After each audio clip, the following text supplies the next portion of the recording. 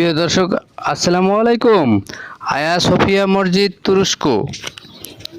সুলতান রজব Tayyip Erdogan সরকার প্রধান হওয়ার পর থেকে আয়া সোফিয়াকে মসজিদে ফিরিয়ে আনার স্বপ্নে বিভোর ছিলেন। তবে সেটা খুব সহজ ছিল না, যার কারণে যিনি বুদ্ধিমত্তার সঙ্গে জনমত গঠনের দিকে মনোনিবেশ করেন। আস্তে আস্তে তিনি বুদ্ধিমত্তার সঙ্গে পরিচয় দেন এবং আস্তে আস্তে ব্যাপক সাড়া ফেলে। 2014 সালে আন্তালিয়া ইউথ ফোরামের মাধ্যমে জায়নামাজ নিয়ে আয়া সোফিয়া চলো স্লোগানে আপামর জনতার মধ্যে বিপ্লব গড়ে তোলেন।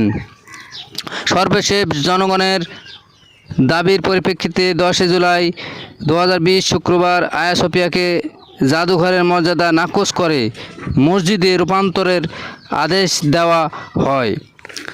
সুলতান এরদোগানের স্বাক্ষরের পরপরই এদিন আসরের আজান আয়া সোফিয়া থেকে সম্প্রচার করা হয়, যা ছিল প্রায় 86 বছর পর ফিরে পাওয়া মসজিদ। আয়া সোফিয়া মামলার রায়ে তুরস্কের সর্বোচ্চ আদালত 1934 সালে মন্ত্রিসভার যে সিদ্ধান্ত অনুযায়ী মসজিদ থেকে আয়া সোফিয়াকে জাদুঘরে রূপান্তরিত হয়েছিল, তাই আইন মেনে করা হয়নি বলে ঘোষণা করেন। একই দিন সুলতান এরদোগান 24 জুলাই 2020 শুক্রবার নামাজ আদায়ের বিবৃতিও দেন, যে ঘোষণা তুরস্ক সহ মুসলিম বিশ্বের আপামর জনতাকে করে উচ্ছ্বাসিত, যা ছিল বাইতুল মাকদিস পুনরুদ্ধারের বীজ বপনের সূচনা। সর্বশেষ সংবাদ মাধ্যমে নিউজ প্রকাশিত হলো 10 জুলাই রায় ঘোষিত হবে। আমি মনে মনে ভাবছিলাম যেদিন রায় ঘোষিত হবে সেদিন সম্ভবত মসজিদে নামাজ আদায় হবে।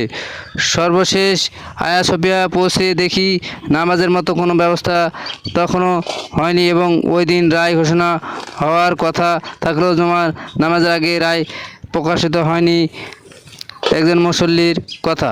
পরে আয়া সোফিয়ার পাশেই বিখ্যাত ব্লু মস্ক বা সুলতান আহমেদ মসজিদে জুমার নামাজ আদায় করে অনেকে। নামাজ আদায় শেষে আয়া সোফিয়া প্রবেশ করি বলে তিনি বলে রাখা ভালো, তখনও আয়া সোফিয়া প্রবেশে ফি বাধ্যতামূলক ছিল। আমার কাছে 1 বছরের মিউজিয়াম কার্ড থাকায় অনায়াসে প্রবেশ করতে পারি। 24 জুলাই শুক্রবার আমার কাছে এই খবর সবাই বৃহস্পতিবার রাত থেকে প্রস্তুতি নিতে থাকি। পরদিন আয়া সোফিয়া জুমার নামাজ আদায়ের জন্য বাসা থেকে আয়া সোফিয়া যেতে সময় লাগে ঘণ্টাখানেক। সকাল 9টায় রওনা দিয়ে পৌঁছাতে প্রায় 11:15 বেজে যায়।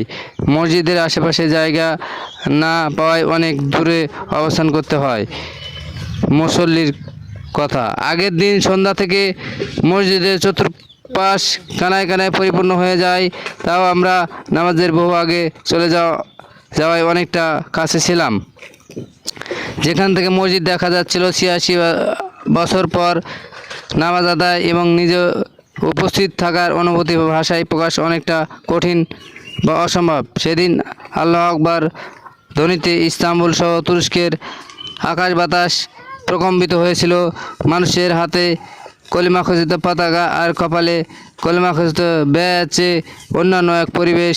সকাল থেকে মসজিদে পবিত্র কোরআনে সূরা ইয়াসিন, সূরা মারিয়াম, সূরা কাহাফ, সূরা আল ফাতাহ সহ বিভিন্ন সূরা তিলাওয়াত করা হচ্ছিল। নামাজে সুলতান এরদোগান সহ মন্ত্রী পরিষদের অনেকেই অংশ নেন লক্ষাধিক মুসলিম জনতা।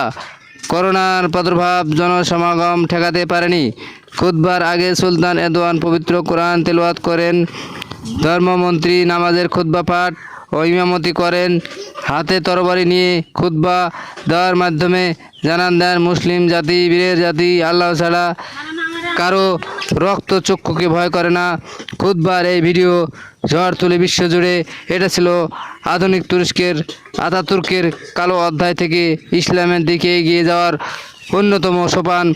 আধুনিক তুরস্ক বিশ্বে আবার তাদের উসমানীয় শাসনের জানান দিতে সক্ষম হবে বলে আশা করছে সবাই। তুরস্কের মানুষ উচ্ছ্বাসিত। আয়া সোফিয়া একসময় খ্রিস্টানরা ব্যবহার করত, তারপর মুসলমানরা ব্যবহার করতো, তারপর আবার জাদুঘর রূপান্তরিত হলো, আবার মুসলমানরা নামাজ আদায় করছে আয়া সোফিয়া মসজিদে। এটা একটা দৃষ্টান্ত। এভাবে করে পুনরুদ্ধার করতে হবে আমাদের বায়তুল মুকাদ্দাস, প্যালেস্টাইন, বিভিন্ন জায়গা যেগুলো ধর্মীয় পবিত্র জায়গাগুলো মুসলমানদের উদ্ধার করতে হবে। প্রিয় দর্শক,